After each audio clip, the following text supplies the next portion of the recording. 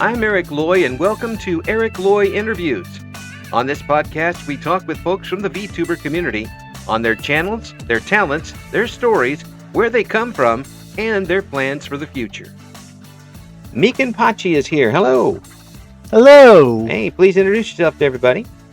So I am Mikan Pachi. I'm an orange soda slime VTuber, and I'm actually fine up this year. It's my 5th year as a VTuber this October, but I've been in there for the game for about 5 years, but I'm actually pretty experienced with stuff because I'm actually 39 years old. I'm what they call in the VTuber industry an unk. Yeah, well, you are what I call a whippersnapper. Very true. You get off my lawn. Hey, that's it. Don't you kids. Yeah, put on your phones and your Pong and do something outside. I think also I might be one of the, I don't know if there's others, but I know I'm one of the few I know VTubers that's actually from Chicago as well. Ah, Chicago. Now you're talking Yep. Chicago, or suburb Chicago? I can't really say what suburb, but technically it is far enough. I can't say the name of it, but No, don't say anything. my neighborhood, like, it's actually a little development. And there's actually some history with this. My house was the second house built in this development back in, I think it was 1985. Whoa. 2 years before I was born, but it was funny because there was a college next door that's still there, and like basically the nuns at the college, because it was a Catholic college, they needed some money, so they sold the land. And I believe the story, what I was told, was Mayor Daley at the time, he bought the land and he zoned it as Chicago so his family can go to that college for cheaper. Oh man, there's so much grease in them Chicago wheels. It's not called the Windy City for nothing. Oh my gosh. No, I remember the days when Jane Byrne was the mayor. I don't know. I don't remember that. Yeah, that was the 70s. Oh yeah, that was definitely. I was born in '87. Yeah, no, it was the 70s, and the big issue back then was Cabrini Green. Oh dang.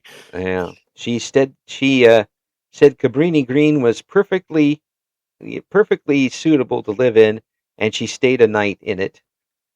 But she also had a lot of armed guards around her, so nobody could get anywhere close. Well, speaking of armed guards, want to know a fun fact?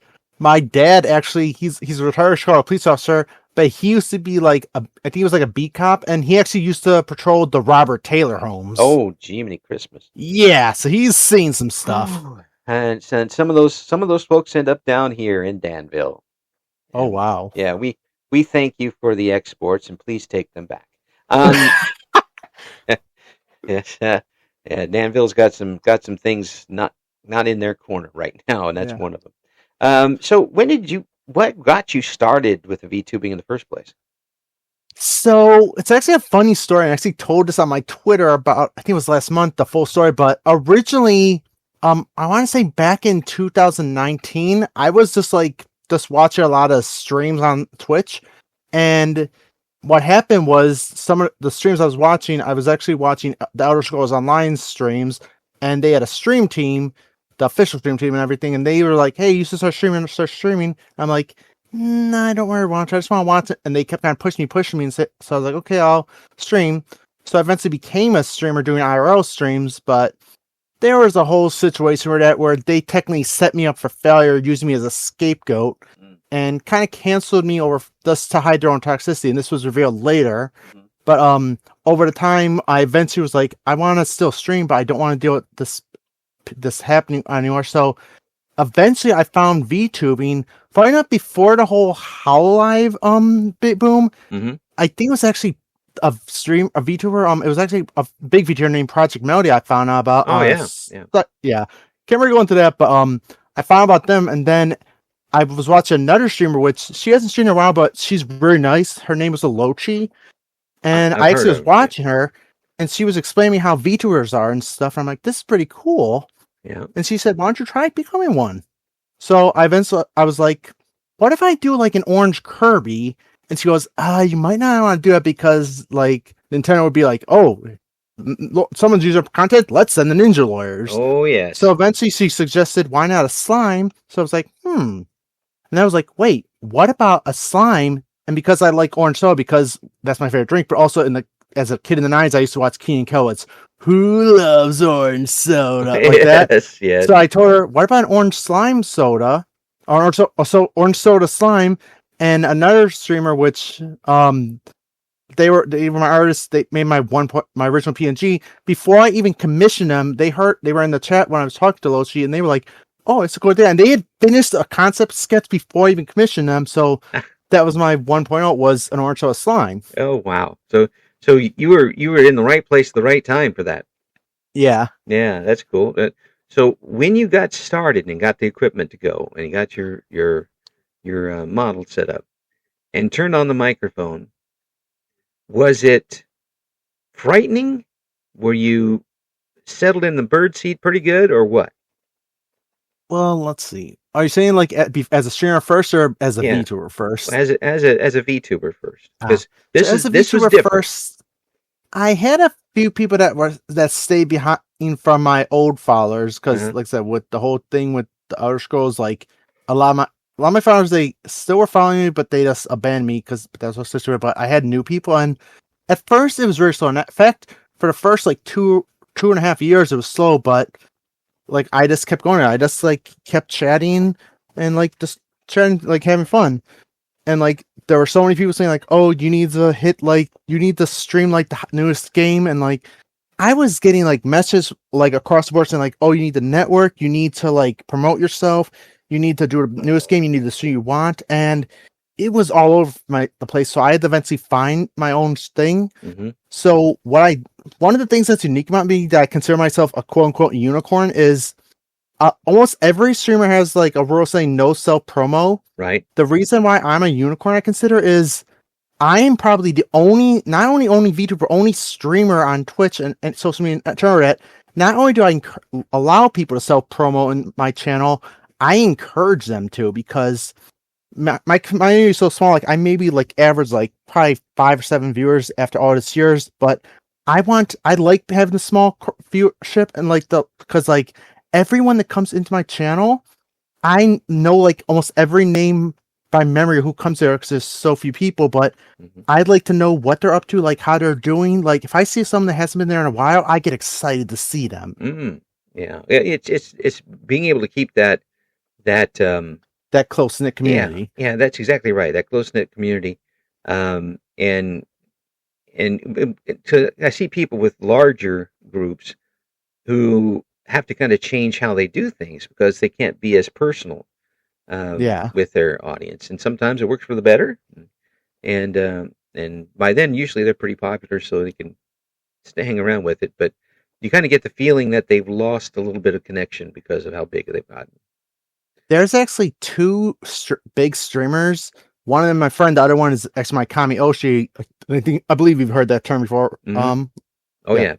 So my friend, she actually just hit partner. Her name is Tsukiko, and my Kami Oshi is Yomi Quinley, and both them are big VTubers. In fact, like Tsukiko said partner, but they have actually kept, even though they're big, they have kept that close knit with their community. Like they actually treat their community like a family and everything. Mm-hmm. Yeah. Oh, I've had discussions with Yomi about coming on, but it's just that the schedule is not in our favor at the moment. So, but there used to be a term in our community, so we don't use it anymore, but it was called Yomi resting, because like we tell her, we'd be like, Yomi, you gotta rest. She goes, okay, but then she would just do work because Yomi's awesome. She's like a workaholic. Yeah, but someday hopefully we'll be able to talk with him.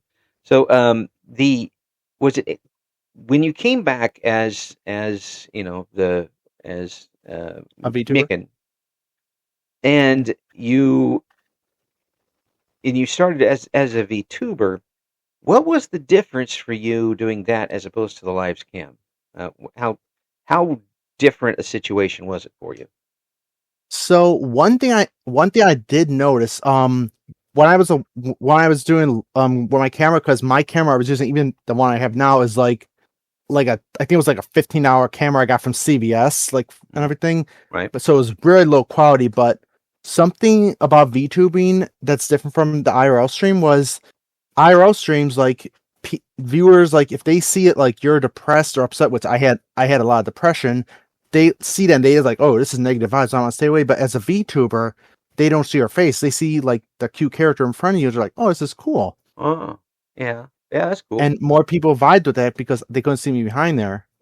Excellent. I mean, and were you able to kind of shake off the bad taste of what had happened before?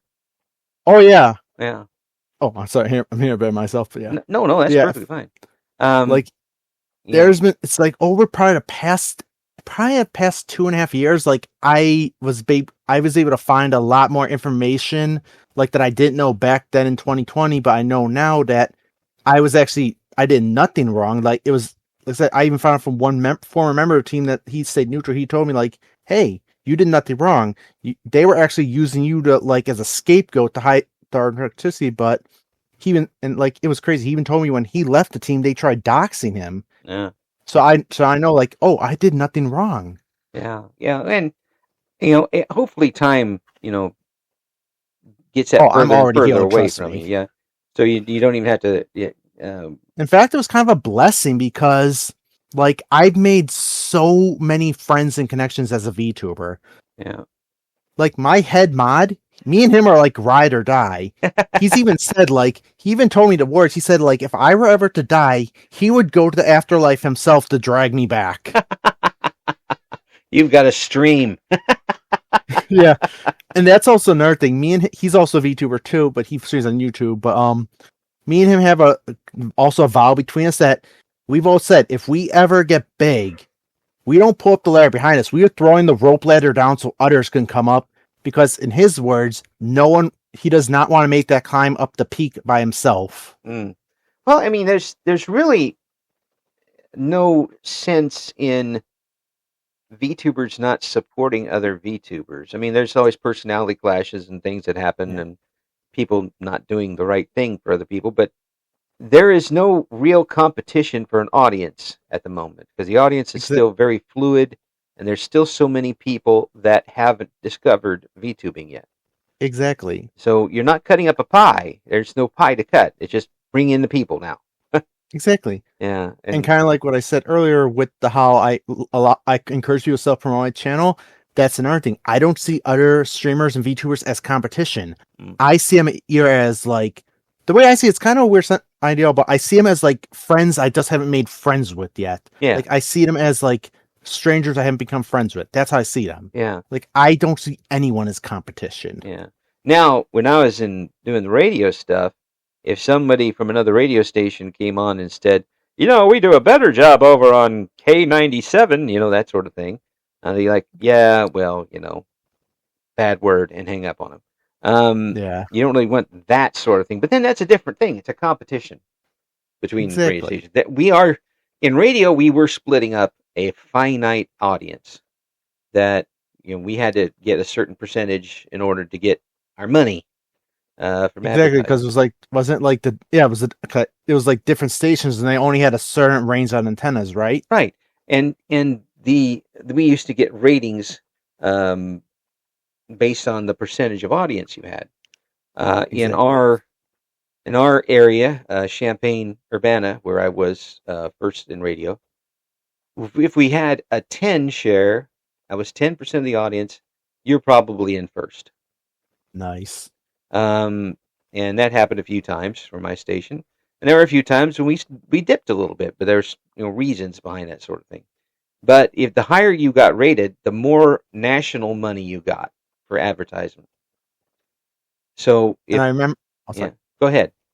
I remember a lot of the quote unquote shock jocks, they were on the AM stations, and the ones that would play the music and taking calls, they were on the FM stations. Yeah. AM became mostly a talk radio format, and my dad still listens to AM in the car. Yeah. Well, I mean, AM is still there, but it's mostly satellite now, and there's not a lot of local, and that's one of the reasons why I'm not in radio anymore. There's not a lot of local, and even if you're in, you're not going to pay any bills with it. So It's like that song that debuted on when MTV first aired was "Video Killed the Radio Star." Yeah. Well, video didn't kill me, but it certainly did wound me. Um, luckily I had I medical didn't care. hear no bell. Yeah. Bell, I didn't hear no bell. Of course, I can't hear now. I got you. But What? What was that? what the big thing that got the radio was the internet. Um, Suddenly, you could listen to any radio station that was streaming at the time, and the station I worked for did not pick that up very quickly. Oh no, they didn't adapt. No, as a matter of fact, they Oh put a no. person in charge of the internet who probably was burning witches at the stake in the 1700s. Oh no. She I'm just face because I have a fan. Like they probably would have kind of. Let me guess. They were the kind of person that like thought, "Oh, we don't need the IT department." no, she was one who wanted us to use horse-drawn carriages rather than our cars to do remotes by. She wasn't good. That's all there is to it.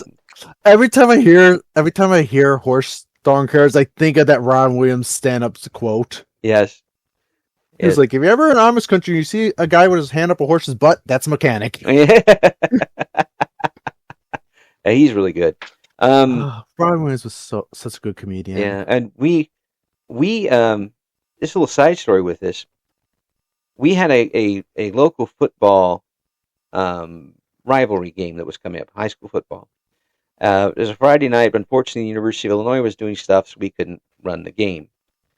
We had an extra streaming channel that we weren't using for anything at the time. And not a lot of people were doing this, but we decided to do it on the stream only. And not only did it get a lot of response, but we sold that sumbitch out.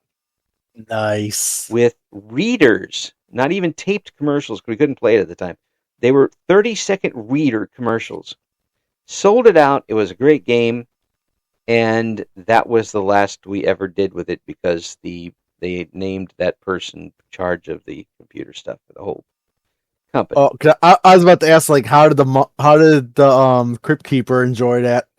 She did not like it one bit. She used to be a head of the sports department. We had a newspaper that was awesome. No. She was the head of the whole sports department and did not want any of her reporters on the radio.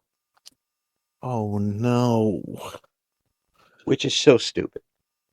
I mean, it was just in a college town that the college runs everything. The sports on the college runs so much.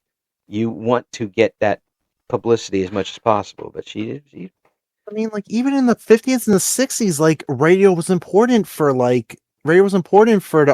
sports, especially college sports. Absolutely. I mean, but it's also free advertising for the newspaper, which they she couldn't figure out. And she was about as movable as the sun, and we weren't going to be able to do anything with her. So when they fell behind in that, they fell behind the entire It makes me think of my dad. I believe my dad's in his 70s, but we told him, like, we're like, Dad, use the GPS on your phone. He's like, I don't know how to use it.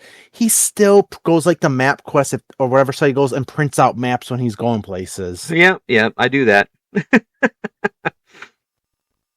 I mean, me and my mom, my sister, like, we've told him, like, we actually had an argument with him because he was asking us how he sends a picture or text. We're like, I've shown you 3 times, and he forgets it like 5 minutes later. Oh yeah.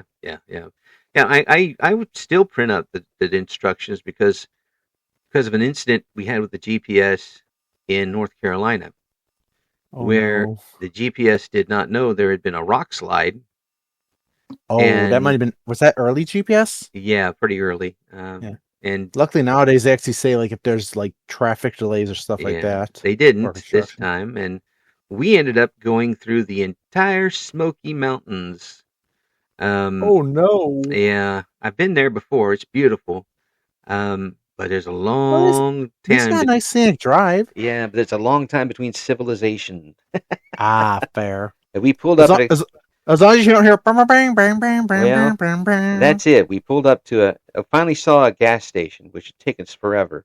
And it had the old style pumps on it, but it was still open.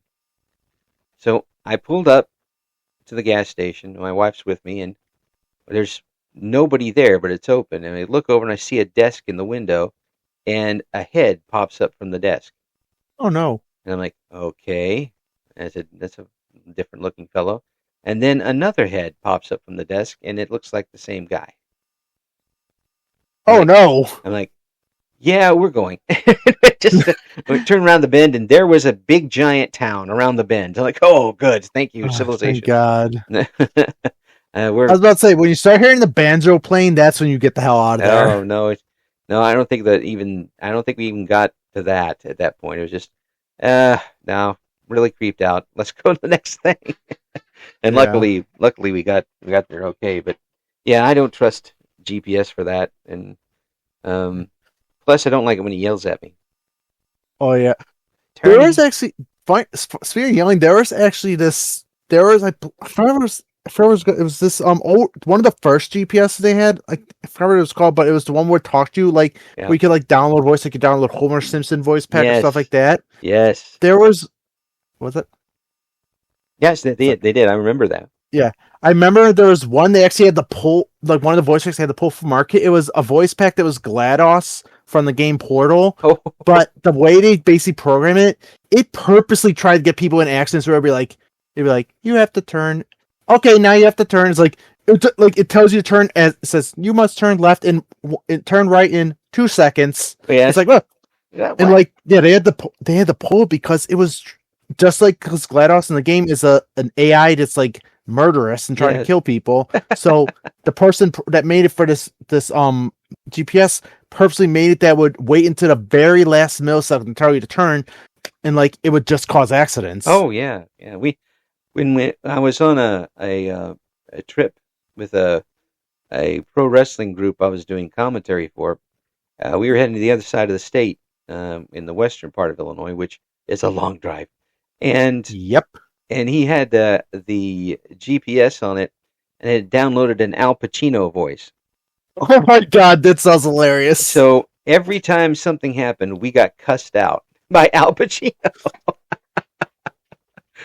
Oh wait, let me guess. Like you missed your turn. You gotta go back. Oh, yeah. But add a golfer's language to that, and it was Oh, it's even better. yeah. And we were pretty much laughing. Oh God, all the way there. was this basically like was it like him? Was it him like in Casino accent? It was more like it was more like Oh, say hello to my little friend. At that. Now I'm thinking, I would love them to bring back, like, that would be a good way for celebrities to make money outside as to do GPS voice again, because I would love a Crystal Walken one. So I imagine there's one out you there. have to turn left. Well, here's the thing. Miles. Here's the thing now. What they're doing with the voices now is AI stuff. Oh yeah. So Like, they'll just AI is just they'll just skip right over it. And when I hear people, and people say, "Here's Elvis Presley doing some new song that I probably won't like," and I'm like, oh, okay, that's terrible. And all the AI fakes. I don't know if you heard about what happened with James Earl Jones' voice. Oh no, what happened to his? Basically, before James Earl Jones passed away, he gave Disney. He signed over the rights to his voice for AI with Disney. Oh. And the first thing they used it in was a game called Fortnite, where they had Darth Vader just do AI like voicing with things, and apparently the players could talk to him, but it got a lot of backlash because he would, when they'd ask him stuff, he would just say all kinds of like racist stuff. It was like James Earl Jones had to be rolling his grave if he knew what they were doing with it. Oh yeah, yeah. Well, I mean, yeah. I'm not gonna get people mad with this, but he did sign it over. Yeah, and he signed over. He didn't know what it would turn out to be. That's the thing. Plus, he was probably near the end. True. And at that point, he was a great man, though. Oh, he was amazing, an amazing actor, and good Lord, that voice. And he was thinking, yeah, I'll get some money here at the end with this, and it's not like you can pass down your voice, but I guess you can now. But that was probably what he was thinking, and well, I'm I mean, thinking he probably thought it would be like for the movies, but not yeah, realizing they would put it in a video game. yeah. Well, I mean, I imagine that was in the fine print. It says we're going to use it for anything we want. I don't care. Go ahead. True. Yeah. I don't think but however, I don't think he anticipated when they said anything. I don't think he anticipated like Vader wielding SMG shooting down like Wonder Woman or Goku. Well, he didn't have to shoot. He just have to use the force and slam. Oh no, that's the thing. The Fortnite game, it like the event was they had Darth Vader as a companion as it came at an NPC, and you'd recruit him and you'd give him a weapon, like you'd talk to him, and it was like it just became a whole disaster. Like he was saying all kinds of hate stuff with people and was like, ugh. Yeah. Well, I mean, you can manipulate AI for a lot of things sometimes. Exactly. And I admit when the AI chat things first came out, I went on there to try and break them. Oh yeah, there was. I believe it was. I actually mentioned this to my friends. I think it was last week or the week before. There was a chatbot back in 2016 that Microsoft put on Twitter, and it was supposed to be a chatbot that would learn and stuff. And it went from when its first team was saying like, "Oh, humans are great. I want to learn more about them." Within 24 hours, the internet being the internet made this chatbot go from loving humans to being the most horrible, evil, hate-filled thing ever. It was, I think it was Intel or something. Yeah. That's what happens. It's the old computer term was GIGO, garbage in, It was garbage called out. K. Yeah. Yeah. Garbage in, garbage out. You feed it garbage, and garbage is coming out of it. It only can do what you give it, and it isn't going to make the choice itself. But yeah, and AI has taken so many jobs now, and especially even announcers' jobs. It's how many times have you seen a YouTube video with an AI announcer on it? Yeah, trust me.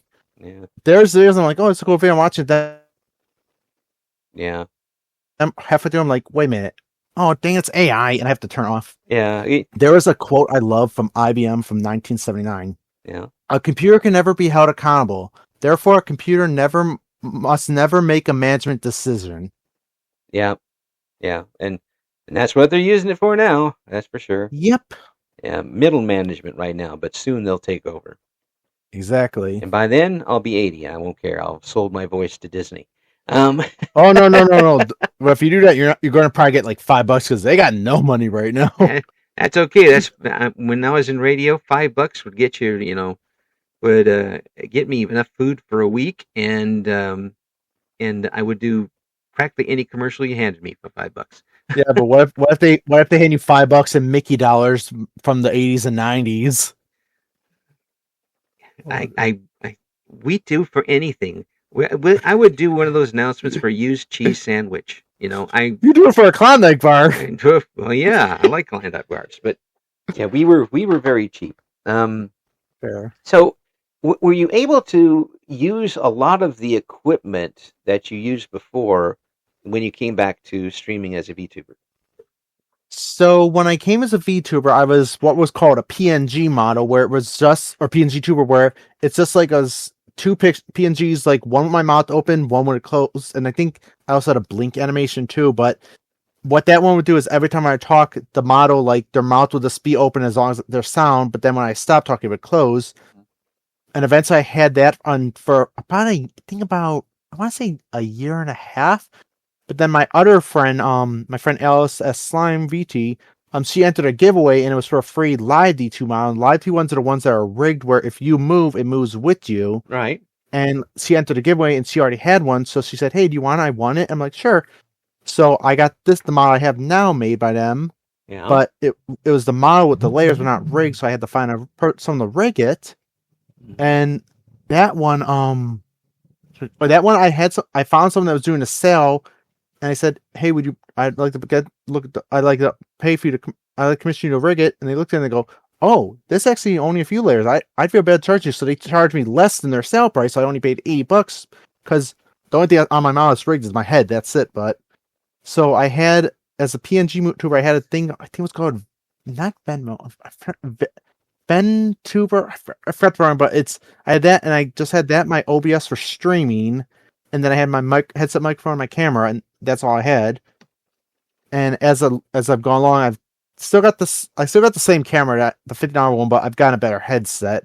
As for that, I eventually got a second monitor, so when I'm streaming as a V2, I have one stream, one monitor is the game, and the other monitor I watch my chat and everything. Mm-hmm. Yeah, that's good. Yeah. It's it. I never could use more than one monitor. We tried that at my work now, and I get distracted too easy. And I didn't really need two monitors anyway for what I'm doing. I'm just filing, for crying out loud. Fine enough. I'm sorry. One of the things that I was always told, like even before I was a V2, people always said like get a second monitor. I was like, why is that? And they're like, trust me, you'll like it. And it's actually good because if I'm playing a game like one of the older ones, it's not kind of optimized for newer things where it's full screen. Right. I can see the game there, and then I can all other things. So, for example, because I'm a smaller streamer, I've only got like 1,030 followers. But because I'm smart, my mods can't always be in chat and everything. Because I think I maybe got like, I want to say I got like 6 or 7. Oh god, dang it. I did a meme. But yeah, I actually probably about 7 mods. Mm-hmm. But and like some not all of them could be in there at the time, so I have to keep it in chat. Yeah. Luckily, I've never been hate rated. Well, no, that's something a lot of bigger VTubers had to do, especially like VTubers in the LGBT community. I don't understand any of that stuff. So it's just the worst. It's the worst dregs of society, just like tearing people down that they don't agree with. And I think it's just a waste of time. And I don't understand that sort of thing. But you always have to you. One of the things when you put yourself out in public as anything is that there are going to be people who just plain don't agree with you on anything. There are going to be people who just don't like you because you're there, and there's going to be people that take action because of it. And you have to be agile enough and prepared enough to deal with that sort of thing. And it's like Alfred said in the movie The Dark Knight. Some men just want to watch the world burn. Mm-hmm. Yeah, it's some folks aren't happy until they throw mud in your Cheerios. I mean, that's just the way it is.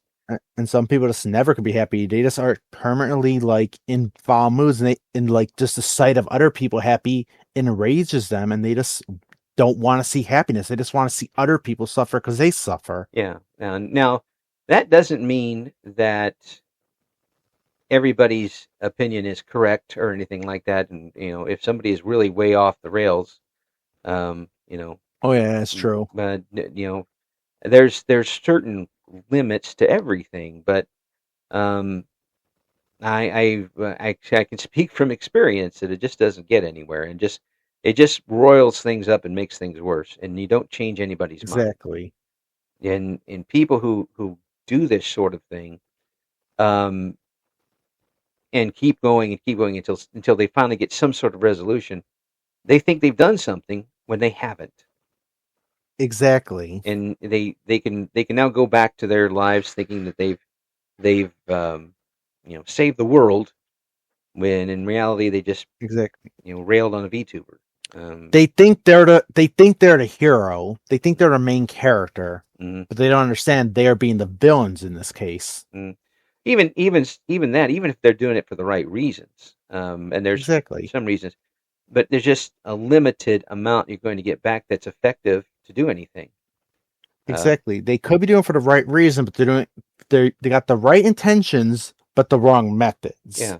And sometimes you just have to let it go, because if you don't like what somebody's doing on a VTube channel, and you don't like whatever it is, whether it's the content, whether it's they're saying stupid stuff, whether they are dog whistling racism or whatever, find somebody else. Exactly.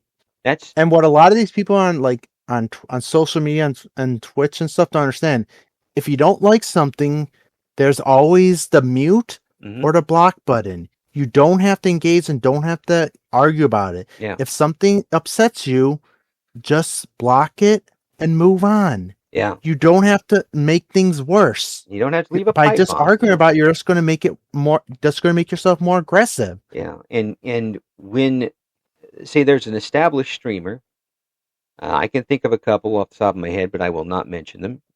Yeah. That have established behaviors and outlooks, and Yeah. they have an audience of of followers who are pretty rabid at times. There is no good Yeah, I at could think of going a after few. them. There's no good going after them because Exactly. you're not the target audience, so they don't care. Because when it comes to legality stuff, if say one of your followers sees, like, if you're saying like, oh, this person's bad, you send them after like to harass this person, and God forbid one of your followers like takes things too far and like goes to that VTuber's house and like tries to break in or something, the police will be like, hey, why are we doing something? Check the information. Be like, this person that will trace back to you. Well, Which is why I tell my community, like, when I have beef with someone, I don't name names, because like there was an incident long ago where I had beef with someone. My friend asked me who was it. I told them, and they kind of attacked the person on Twitter. So ever since then, I don't name names, because that could, if something happens, that will be brought back to me, and that's my fault if something happens. Well, yeah, and usually even if it's just harassment, which is bad enough, Exactly. my job now is in a police station at the front desk, Exactly. and there are people who are harassed constantly online, and Exactly. while the people on the other end, the possibility of them actually getting arrested or anything is not great. And They, there's things like it can happen. doxing that people. I mean, not that there's things like swatting where people like they dox people, and then people get the address and like send the cops there, and like Oh yeah, people have lost their lives because that. Even people with the wrong address, because someone says like, "Oh, this person's got a gun, they're going crazy," and then the police will just barge in. And this actually, I've heard a lot of content creators say like, if you're a big streamer or a big content creator, inform the police, your local police, saying like, "Hey, I'm a streamer. There might be a chance this happens." yeah. And some police are like, "Okay, we got a heads up," and like take note of it. However, there's some. I saw one instance where someone said like, "Oh, that's not how. That's not. That's funny. Yeah, it's not going to happen."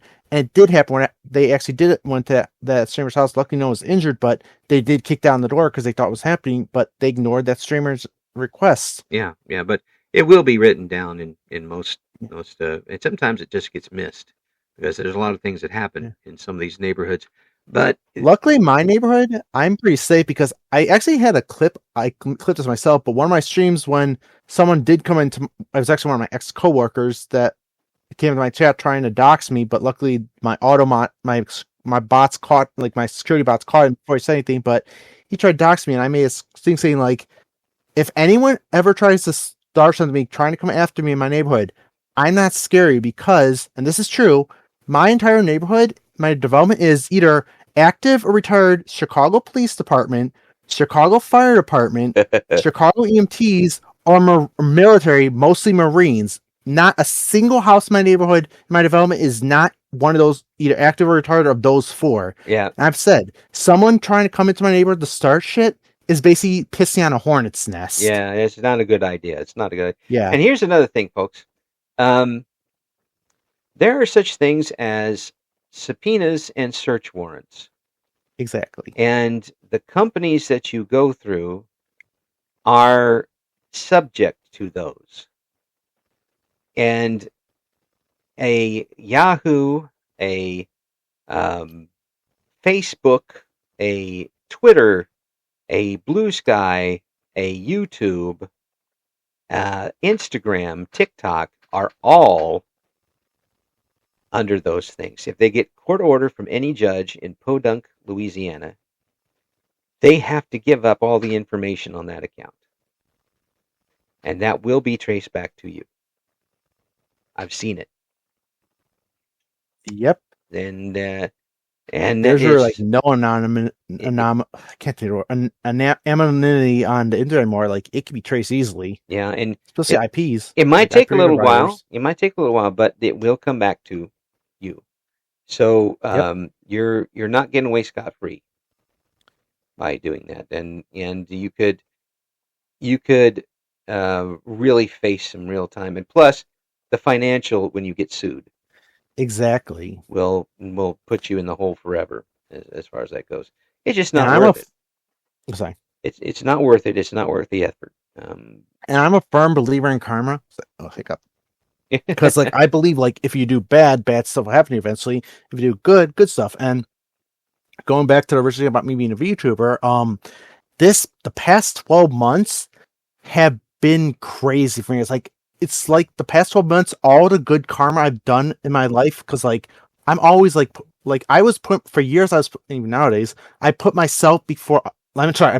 I put others before myself. Like there's been times like people like spend your money yourself, Meek, and I'm like, no, but I want to give to others. And that's the thing, like I would like help. I'm the kind of guy that like if you're my friend, like I will, even if I have only like $11 in my account, I will give you $8 if you need like something, if you need bills to pay or something like that. And like that good karma has come back because in the last 12 months, I've got insane growth on my channel. Like on New Year's Eve day, I got finally hit 1,000 followers, and like I've now got on my Twitter, I've got like big names, like not a lot of names, but like big names in the VTubing community, like that are following me. I become friends with like I've become friends with Vivichan the Dragon and Eldritch Grandpa, and both of them are good friends of mine. Yeah, I had them both on. Great folks. Yeah. Yeah, funny enough, when you originally contacted me, I looked up and I saw that you had interviewed Vivi, and I was like, I asked her, and she goes, "Oh yeah, Eric's great." See, yeah, and I've bamboozled them all, and they're thinking it. But yeah, it's like, and even now, I did a poll like I think it was. Well, I mean, I haven't started yet, but I did a poll like 2 months ago saying like, should I do my first subathon, because I was going to raise money to send like packages to one of my friends and also my friends Kiko, and people said like, yeah, do a subathon. I've been waiting to do one, and like it's just crazy. Like even there's this one guy that like pops on my channel, and I believe he's a CEO. I don't know if he's a CEO, but I think he's a CEO of his own. He's trying to make his own VTuber agency, but he's known for like just sub bombing people, like just giving them lots of sums of money. And he came into my channel saying like, hey, pick a number 1 through 5,000. I'm like, okay, I'm worried. I was pick my birth year, 1987. And he goes, okay, I got you marked down for eventually a donation of $1,987. I'm like, what? Yeah. Yeah. And then she actually, I was thinking of 10,987. Yeah. But like, and then I mentioned Yomi before, because also this year, like I mentioned how like for years I had depression and stuff. Yomi actually cured over 30 years of self-hate with 6 words. When I rated her, like I think it was last month or the month before, I rated her, and she said 6 words that like instantly cured me of years of depression. Was, how is my favorite orange slime? Just Yomi saying that, just those 6 words, my Kami Oshi, like it's like the prison that I built around myself for years. I felt the walls coming down. I could finally see like the light of the world and everything. It's like, and that's the thing, like, and that's how I told it. I made a big tweet saying like VTubing essentially saved me, basically. Yeah, it's you don't have to do the biggest things in the world. Sometimes it's just you're doing great, and we're in your corner. Good to see you, and you don't know when that is going to be hitting at the exact right time that makes a big decision possible for somebody. Or turns them from walking a bad way into walking a much better way. You don't know, so try and be positive. Try to at least be sympathetic, if not empathetic. Exactly, it's like it's a snowball effect. Just one, like a tiny snowflake falling on a mountain can cause a landslide. So just that one tiny act of kindness can snowball into like something great and amazing. Yes. Make sure that I'm not under the landslide, please. I don't move fast at all. And I'll just be sitting there in the snow, and I'll be blaming whoever did the landslide. And it's not you can always get a bobsled and just slide down it. Yeah. Whee! Yeah. I'm pretty sure that I would be caught up in it pretty quickly. I don't move fast on anything at this point. Oh God. Yeah. Like I have autism. Like I just randomly have things prepared. Now I'm just admit I just randomly remembered Ski Free on the Windows 94. Oh yeah. Have the Yeti coming just after going down and like the Yeti is coming eating you. Which, by the way, was one of the best designed characters of all time. I think the Yeti Oh was. yeah. Yeah, just absolutely ridiculous and perfect. Um, Yeah. so when you're choosing a game to play, what is your favorite genre of game? So my favorite genres, I'd have to say RPGs. Like I play a variety of games, but I really like RPGs. Like probably my favorites are Persona, Pokemon, and I'm trying to think what else. I'm trying to think off the top of my head, but yeah, I like the whole like any kind of games that are like just RPG mechanics. Mm-hmm. But like I really like the like build ones that are like survival ones, like for example, or not survival, but like building ones where you have like or stuff like Minecraft or Stardew Valley. But Mm-hmm. recently I've been playing a lot of Bocopia, Mm-hmm. which is it's kind of like Pokemon meets the Minecraft and stuff, but Yeah. very wholesome. Yeah, kind of like Animal Crossing-ish type stuff. Yeah. Yeah. Oh yeah, and that's another game. Animal Crossing was a good one. I haven't played in a while, but there was actually a game I've been playing that I actually forgot about until like last week. It's called Hoko Life, and it's actually on Steam. It's kind of like Animal Crossing, but the cool thing about it is you get the parts like wood piece and stuff. You could build your own like furniture and decorations as the game goes on. Mm. So I'm eventually planning once I get far enough, I'm going to make like VTuber themed furniture. Mm. And you don't have to pay Tom Nook either. Exactly. Yeah, Crook, Tom Crook. Like I'm going to make like VTuber ones my friends. Yeah. Like Yomi, like all kinds of things. Like maybe I might make Iron Mouse. Like yeah. But I'm just going to make all this furniture and like I don't know. You can't really trade it, but I think there is like a workshop thing on Steam where you could actually submit the items you've made. So yeah, I may do it. I have to check into it, but yeah, it's like the Mii's. Where you could go download Mii's. Oh yeah, that was Tomodachi Life. I actually, funny enough, I have a thing where I made this vow about 2 years ago on my channel saying like, if Tomodachi Life ever came out on the Switch, once I got it, every stream I do, I dedicate at least 5 minutes of streams to it. And since it came out, I believe it was April came out. Mm-hmm. Ever since then, every stream I've done, minus one, which I had for special time, but I've been playing Tomodachi Life at the end of every stream, and it's been funny. Like it's like a little episode at the end of the show. Yeah. It's time for Tomodachi Life. Yeah, and I have Mia, my friends. I have like Vivi, Yomi, Eldritch Grandpa in there. I have like a character called Chuckles Khan, which is from this D&D series. Mm-hmm. I have Wesker from Resident Evil. It's just hilarious. Yeah. And just like seeing them get up to these day-and-day interactions. Now, would you play a game like Fallout?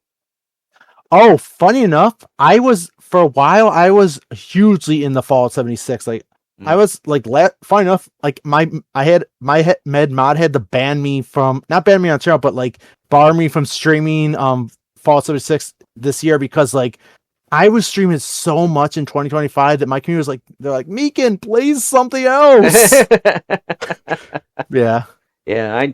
Eventually I did kind of get, I was playing like off stream this year, but like eventually I did get burned out because there are some problems with like the rewards and stuff for getting lazy with the scoreboard, where it's just reskins of things, nothing new. And like there's a mass exodus of players. I think some players are coming back, but I don't know. Yeah, it's very tough. I mean, my computer at the time would only play up to 3 in New Vegas, and I was like, they're fine by me. I'm about that speed. You put me in like a Marvel Rivals, and I can't even see what's going on the screen. So, funny enough, though, everybody's moving too fast.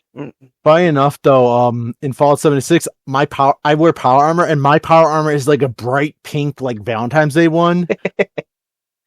But it's kind of funny with that community because, like, I mean, up until like say this past December when they had this one update that was promoting the season 2 of the show, which it kind of got a lot of toxic people into the community, kind of like with the hype. But up until then, like the whole community on PC was the most wholesome community. I would say even more than Pokemon or Animal Crossing, because what would happen is when you're on PC back in the day, like up to this past December, if you're on a proper server and everyone sees like a level 21 a level 1 or low or level 5 or lower player at Vault 76, which is where you exit when you start the game, you would see all these players just rush over to get the items. And I would tell like streamers that were playing it for the first time, I'd tell them there's a saying that if you are a new player and you exit on your PC and you exit Vault 76 at the start of the game and you see like a high level player in power armor, there's a 95% chance that that player is about to give you tons of gear, weapons, and supplies. Mm. The remaining 5%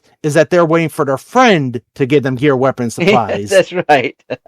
Because and this thing, like what happened, what looks at up until this past December was when 76 first came out, it was like very toxic and horrible. But the PC community worked like as almost like collective to like just drive out all the toxic players, and for like.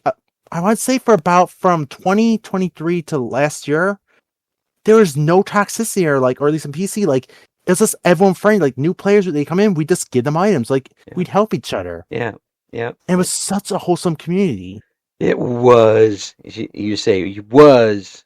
Yeah, like I said, it was up until December when the season 2 came out, and like it's like all these trolls and like hackers came in because like, oh, a lot of people flocked the game. Let's mess with them. Yeah. But I think they did eventually get rid of them. Like, they kind of got bored of it because people were like, oh, just ignore them or just move on. So they're like, oh, our prey is not interacting with us. Okay, let's move to the next game. Yeah. But I haven't checked if they're gone, but yeah. Yeah. So it was funny watching, like, coming to streams and these, like, new players, like, why is everyone so nice to me? I don't get it. What's going on? It's like, this is how 76 is on the PC. Yeah. So have you got any big events coming up the rest of the year? Have you got anything planned? So I am playing my subathon, my very first one. I have to still figure out some more goals, and then what I have to do is I have to take the box, I have to mail, and I have to weigh them on a scale to see how much it's going to cost. Then put it into the postal service, see how much it's going to cost, and that's how much I got to figure out how I'm going to raise. But in addition, October 4th is my 5-year VTuber anniversary. Hey, that's cool. And I'm actually working on something special, like. For that, I'm not saying much it is because like the only person that knows besides me is my head mod, because it's something special I'm going to be working on leading up to that. Mm-hmm. All right, sounds good. And we're going to have all of the links that we've got for Mike and Nair on the definition for the description for this video, and folks will be able to check out, see what you've got going on. It sounds like to me you're having a lot of fun now, and you kind of put the ghosts behind you for the most part. Yep. Yeah. And it's all smooth sailing from here on. Your biggest goal by the end of the year will be what? My biggest goal. I know I won't get my biggest goal, but I just would one day just love to have a plushie of my model, because like it's funny. Even when I was like on my PNG tour when I first started, people were all like, "Oh my god, you'd be so cute as a plushie." Like, I didn't have the audience for that back then, but like everyone ever since day one was like, I would love a plushie of you, because like even though people have selling points, mine is just like I'm an adorable character. Yeah, but what shape would it be? I mean, you'd have to be random almost. Well, because I'm in the cup, the way I was thinking how the plushie would be, if you ever seen like those plush stuff, like a plush stuffed animal of like a beer stein. Yeah, it would be like it would be me in the like cup, but like the cup itself would be plushy too. I was thinking you could mark it as a beanbag plushie. That way you can be in any shape you want. Or there's actually a company I would love to work with. I believe it's a market, but I don't have I'd have to get like I think like 100 people sign. I think it's 100 200 to get it. Yeah, I think it's 100, but yeah. And of course, you could also team up with a small toy company and have slimes. True. Orange slimes that you can give away. One thing I would love to see, but what's probably more reasonable is, I know like at the convention, Offkai was the big VTuber convention. Mm-hmm. They have like standees of a bunch of VTubers, even ones that aren't attending. Uh-huh. I would just like if anyone watching this is from Offkai, I would just love for some of this, even if it's tiny. Like, I would love just a standee of my model at Offkai. Well, it's all there in front of you. I think that the stick-to-itiveness you've shown in coming back and enjoying yourself and building the channel, I think that you've got some good things ahead of you here, and I wouldn't be surprised if you get every single goal you're wanting out of it by the end of the year. And funny enough, I actually when I mentioned earlier about like how Yomi helped me love myself, I actually finally had what my dream was as a VTuber, and I actually hit it. And that was being able to pay it forward with the kindness Yomi showed me is to pay it to another one. And there was a smaller VTuber that I was talking to yesterday, and I actually gave her the courage to do something she wanted to do. And so basically, I've achieved my dream as a VTuber. Well, there you go. And you got to keep spreading the good stuff. So now it's just like New Game Plus now, or post game. Right. Oh, thank you so much for coming on. It's been an absolute pleasure talking with you. Thank you for having me. And folks, again, we'll have those links in the description of the video. You keep shining, okay? Thank you. Thank you for listening to Eric Loy Interviews. Join us again next time when we talk to another member of the always interesting VTuber community.